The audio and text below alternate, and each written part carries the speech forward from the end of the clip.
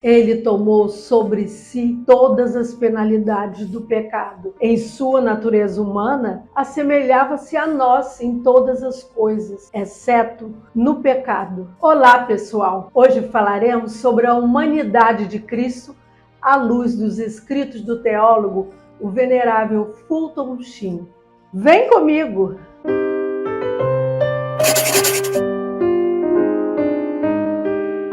A natureza humana de Cristo, por não ser limitada, não foi confinada por uma personalidade humana. A natureza humana de Cristo representou em grande medida a natureza humana de cada pessoa que já viveu.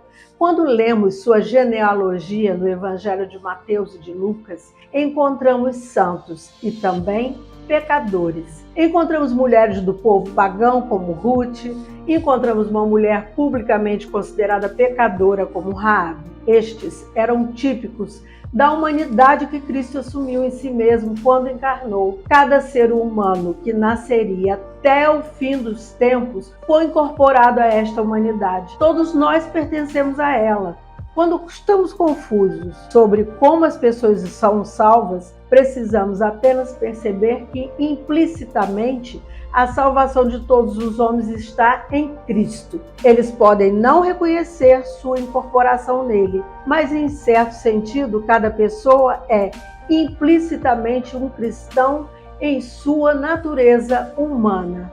Não há europeu, asiático, americano no mundo que não sinta em si mesmo os complexos, as contradições ou as rebeliões dentro de sua natureza humana, como herdou de Adão. Todos nós lutamos contra a tentação. E por quê? Simplesmente porque nossa natureza humana foi desordenada no início. Todos no mundo são implicitamente cristãos. Eles podem não se tornar explicitamente cristãos, mas isso não é culpa de Cristo. Ele tomou sobre si a humanidade deles. O venerável Fulton Sheen explica esta questão da seguinte forma: suponhamos que houvesse uma grande praga que afetasse uma vasta área do mundo e algum médico em seu laboratório encontrasse um remédio e o colocasse à disposição de todos. Nem todos tomariam o remédio.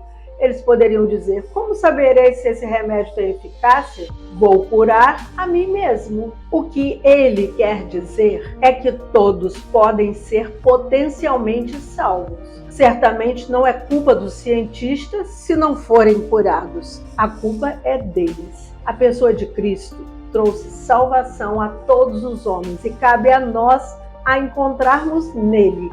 Deus nunca igualou as pessoas ao pecado, mas viu o pecado como algo estranho, que não pertencia ao homem.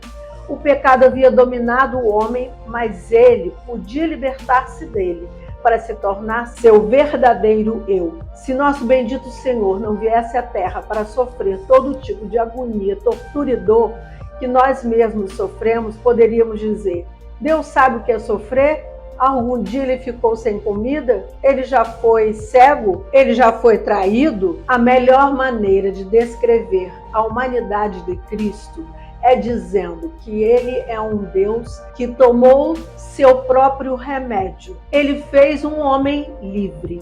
O homem abusou dessa liberdade e trouxe sobre si todos os males de que é herdeiro. Deus desceu e tomou sobre si uma natureza humana para que pudesse sentir todo tipo de tortura da alma humana e toda a dor que o corpo humano é capaz de suportar. Jesus tinha uma natureza humana perfeita. A Sagrada Escritura diz que ele tomou sobre si nossas doenças e enfermidades. Analisemos algumas curas de Jesus. Muitas vezes lemos no Evangelho que ele suspirava quando curava os surdos, os mudos e os cegos. Lemos que ele gemeu quando ressuscitou Lázaro dos mortos. No pensar e dizer do venerável Fulton Sheen, naquele momento das curas, nosso Senhor tomava sobre si os males e as enfermidades deles. Quando curou o homem cego, sentiu dentro de si mesmo não apenas a cegueira de um homem, mas a cegueira de todos os homens que já viveram. Não há um homem cego no mundo que possa dizer: Cristo sabia o que era ser cego? Sim, ele sabia. Ele sente sua incapacidade? Sim,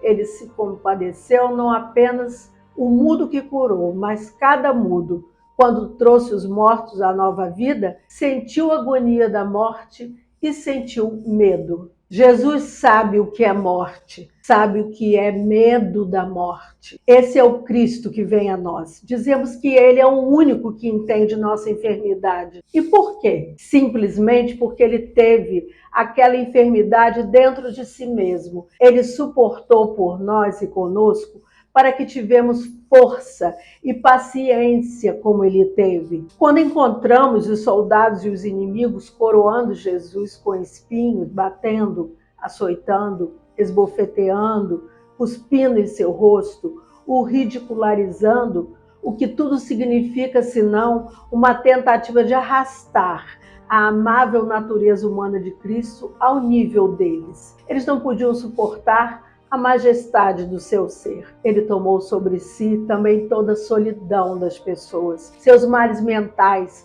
os efeitos trágicos de suas psicoses e neuroses. Ele sabia o que é ser um cético e um incrédulo. No jardim do Getsemane e na cruz, a escuridão penetrou em sua alma. Ele confessa a seu Pai e aí a sua natureza humana, seu total abandono, proferindo: meu Deus, por que me abandonaste? Aqui ele atravessou os vales e desertos mais escuros do mistério, com todos os irmãos humanos. Dentro desse terrível momento de solidão, ele clamou a Deus. O silêncio de nosso Senhor absorveu todo o mal como uma esponja e o fazendo perder toda a força. A Sagrada Escritura diz que ele tomou sobre si todos os pecados do mundo como se fossem seus. Toda blasfêmia foi colocada em seus lábios, como se ele a tivesse proferido. Todo roubo estivesse em suas mãos, como ele tivesse roubado. Sua carne rasgada era um sinal de rebelião de toda a carne do mundo. Ele sabia o que era pecado sem nunca ter pecado. Nossos pecados escorreram no suor sangrento do Getsemane e do Calvário, na natureza humana de Jesus. Até a próxima!